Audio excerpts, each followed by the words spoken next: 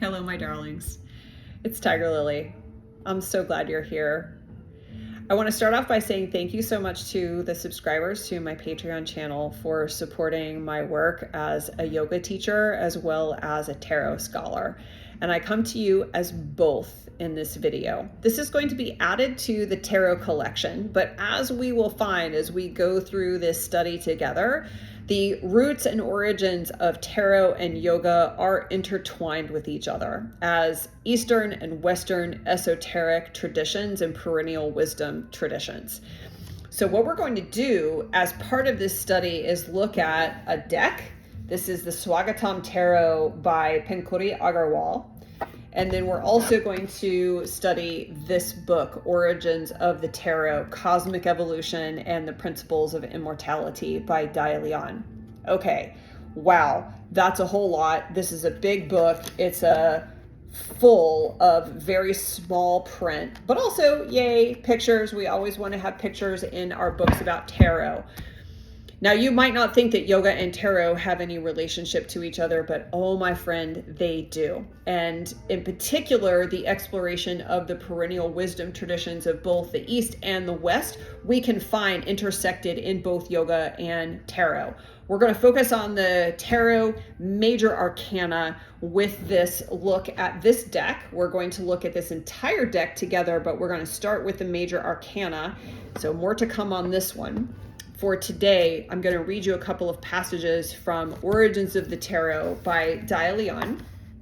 And one of the things that I really appreciate about this author's approach is by just honing in on a couple of decks from the Middle Ages and the Renaissance, and the early Renaissance, and also the way that the author pairs two cards together throughout the entire major arcana so that we can take a look at them in conjunction and in comparison with each other and as two halves to a whole.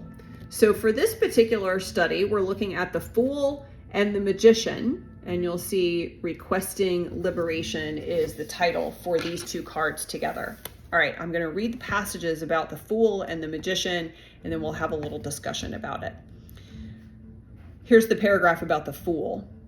From magician to hermit, to devil, to fool, each quester treads the path alone while compensating for all others. So is founded nature's sodality of divine idiots. I'm going to read that again. From magician to hermit, to devil, to fool, each questor treads the path alone while compensating for all others. So is founded nature's sodality of divine idiots. Let's talk about the magician. Here's the paragraph. Already mature, self-reliant, self-disciplined, carefully aware, and observed by others, the young magician is prepared for alchemy. Okay. From magician to hermit to devil to fool. So we're taking the Fool, in other words, through the loop of all of these other different characters in the major arcana, and then also listed as the quester. And each one of those is capitalized, as well as the word nature and divine idiots. In other words, that's all us. That's me. I am the Fool. I am the magician. I am the devil. I am the hermit. I'm also the quester, as you are. And I am also the divine idiot, as you are. And I am also nature, and so are you. So we're talking about cosmic evolution and the principles of immortality here. And this is what we find specifically in the major arcana. The minor arcana is the lead, if you will, in the study of alchemy. And our ability as both the Fool, who is also the magician, two sides of the same being, two halves of the same whole. The Fool is not prepared. The Fool just treads the path. The Fool is the divine idiot who might be looked after by God. That would be nice. But even so, if not, and we're all just in it on our own, compensating for all others, that's okay too. We're in it for ourselves. We're in it as ourselves, and we're also in it with all others as well. So it doesn't matter what you believe. The tarot doesn't require belief in any one thing. And this is one of the beauties of it. It's just a deck of cards, but also cosmic evolution, and the principles of immortality. There's a lot of weighty matter here. And then the magician, and this is the other thing that jumped out at me, is observed by others. So the fool is compensating for all others, has to deal with all the others on the path while still treading that path alone, because nobody can be our proxy. As we step through the doors to our spiritual evolution, nobody can do that for us, right? They can help us, they can aid us, they can give us advice, they can give us magical items along the way, they can give us their take on the perennial wisdom, but it's we ourselves that have to pass through those doors. And then the magician out there performing those magic tricks, right? But still observed, right? And under scrutiny. So while we are alone, we are also still with each other throughout this entire process. Here's the other thing that jumps out to me about this is the young magician is prepared for alchemy. So it has to be self-reliant, has to be disciplined, has to be aware. So all of the things that the fool is not, right? The magician has to be all of these things in order to be prepared for the process of alchemy. And alchemy is super cool. Alchemy comes down to us. The word itself, alchemy, means alchem, which is of Egypt. And it is the wisdom traditions of Egypt that were then passed on to the Greeks and then the Romans and then all the way into Western esotericism that lands in the major arcana. Now, there is no documentary evidence that completely ties the creation of the tarot back to ancient Egypt, but there does seem to be a little bit of a philosophical through line there into the tarot and into the idea of alchemy. Now, alchemy, as it was understood in the Middle Ages and in the early Renaissance, was the actual physical transmutation of the metal of lead into the actual metal of gold.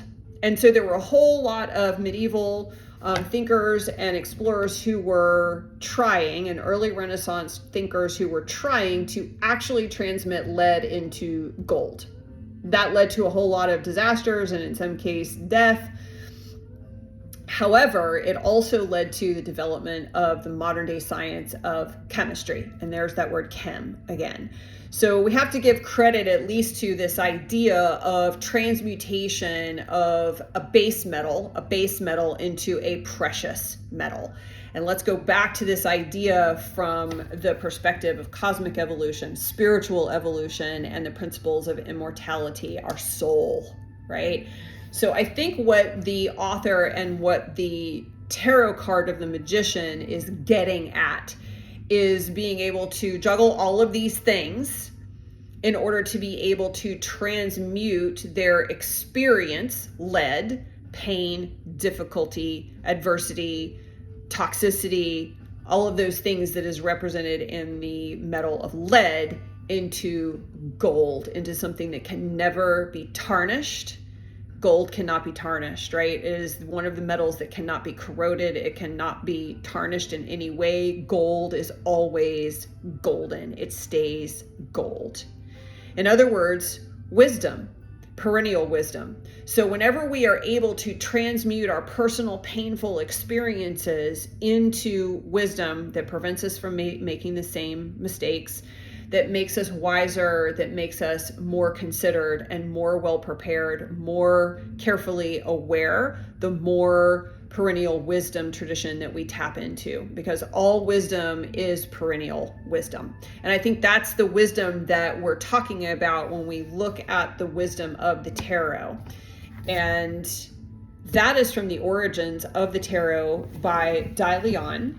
So this video is exclusively in looking at the origins of the tarot. I'm going to continue reading to you sections from this book and exploring each one of those pairs. And then I'm also going to do a video of the major arcana to start with from this deck, and we'll also look at those in pairs together. So over the course of the next several weeks and months, we're going to explore all of this beautiful tradition of spiritual alchemy, as well as the major arcana to start with in the Swagatam Tarot. And then we will also be looking at the minor arcana as well as the court cards. So we will get a full review of this entire deck over the coming weeks. Thank you so much for taking the time to be with me as part of this video series. I'm releasing this to my subscribers early release as a thank you for supporting my work as a yoga teacher and a tarot scholar. Lots more to come. Words that I always like to say: safe, healthy, happy, and free. You, me, everyone, all beings, everywhere, always. Let's go be a mighty kindness. Peace. Be well, my friends. I'll see you next time.